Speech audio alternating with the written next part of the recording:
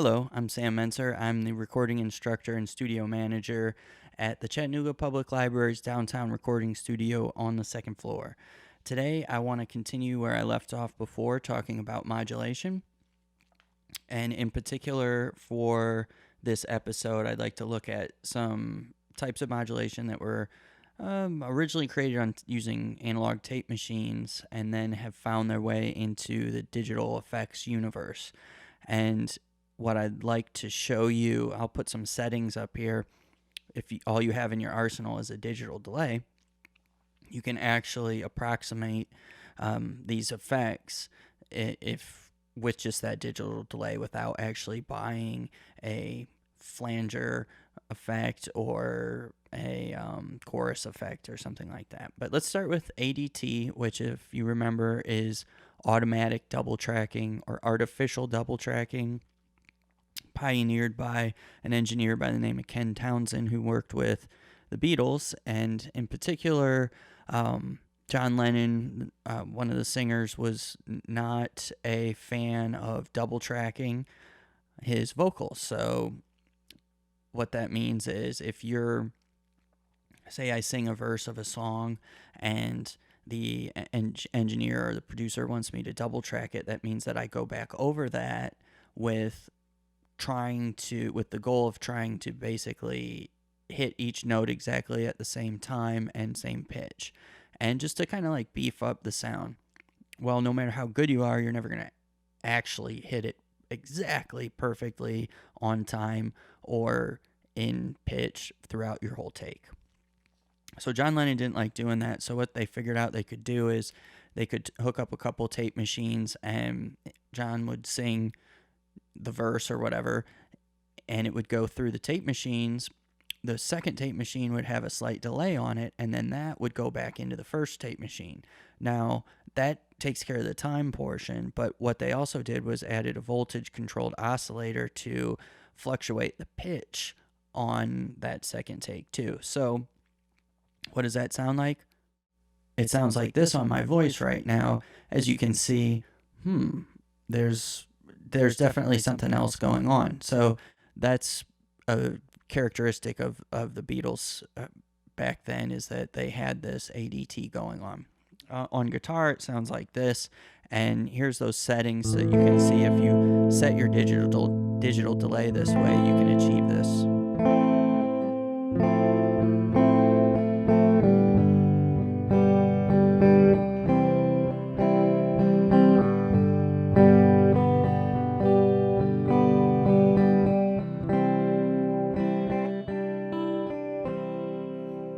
Pretty cool effect.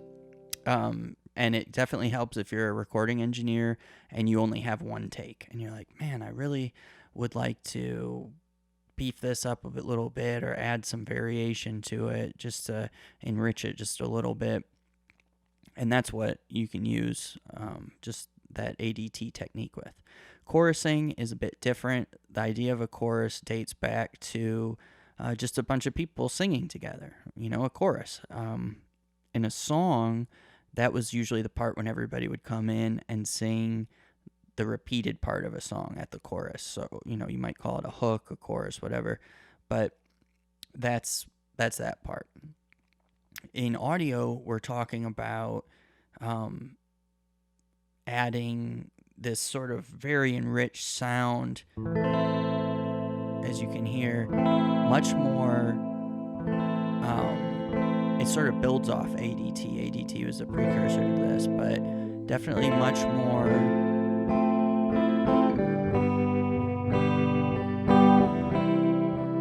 You have more depth going on, more fluctuation.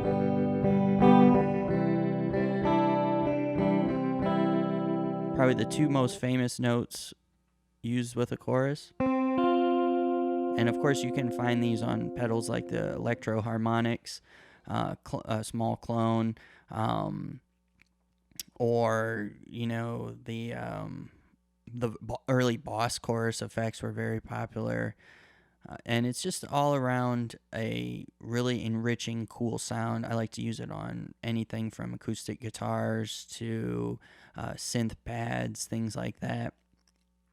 moving on a little bit, flanging, and I'm going to there'll be a link here because I don't want to spend the next 5 minutes talking about how they used to create a flanging effect on tape machines, with tape machines. But Les Paul was sort of a pioneer. Despite making great guitars, he also was quite the tinkerer with tape machines, with tape echo, delay, flanging, things like that.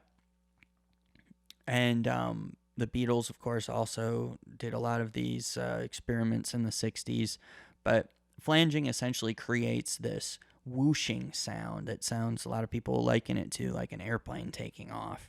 And this is with, and I'll play two different types. This is using your delay with the settings.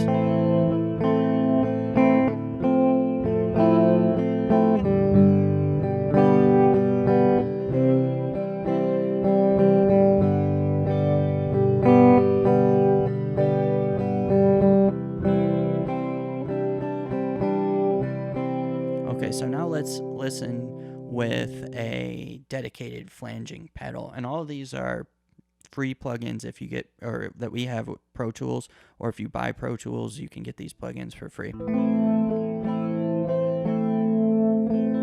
So a little bit different, a little more intense as a dedicated pedal. Now, of course, you can make your digital delay more intense as well, but just for purposes. So just for the purposes of the video, you can see that if you're playing through a guitar pedal, you're probably going to have a more intense sound.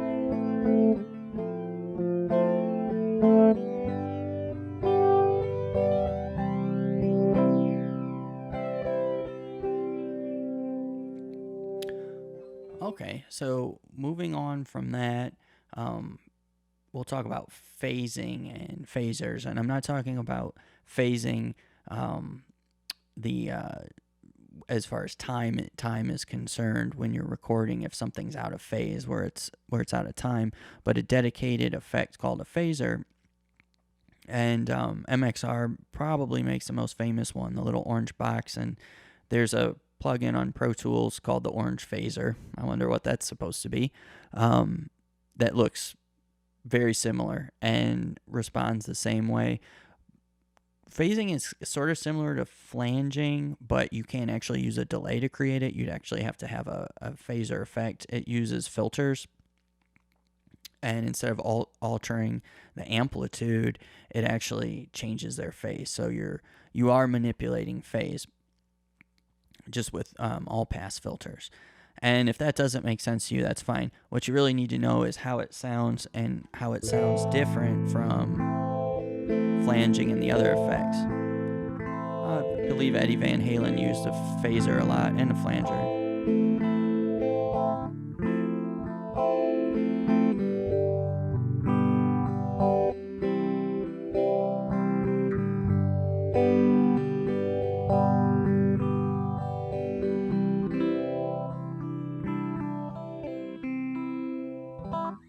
Cool. So the last effect I want to talk about, which is probably one of my favorites, and Jimi Hendrix used one, David Gilmour used one, Robin Trower used one. It's a univibe. And univibe was created a long time ago. Can't remember the name of the company off the top of my head, Univox or something like that. They made this univibe pedal, which was supposed to mimic a Leslie rotating speaker, which we talked about last time. And it fell short because a rotating speaker is a physical phenomenon. So to try to put that into a piece of audio hardware just wasn't going to happen. And what they ultimately created was this here, where you can see that there's two settings. You have the vibrato setting or the chorus setting. I'm going to play through the chorus setting. And what's unique about this is it's more similar in construction to a phaser because it uses filters, but it's more similar to a phaser than it actually is a chorus. But anyway, here's the sound of it, and I just love it.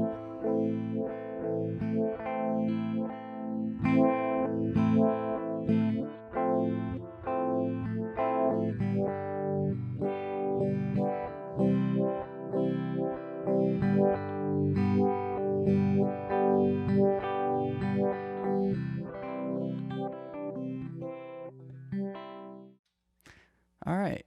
So kind of wraps it up about around some of the interesting modulation effects that you can dig into and add to your songs. Like I said, some no matter what style you're working with, you can, whether it's a subtle use of a chorus on an acoustic guitar or an intense flanging or phasing effect on a synth pad that's just playing, black chords for a bar or something like that.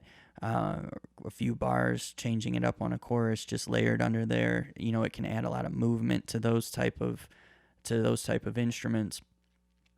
But that's it's really just adding these tools to your bag and your belt or your bag of tricks, and just implementing them when you feel you might need to spice up something that's maybe a little stagnant or something like that. But I encourage you to experiment as always, and I hope you enjoyed this. Take care, everybody. I'll see you next time.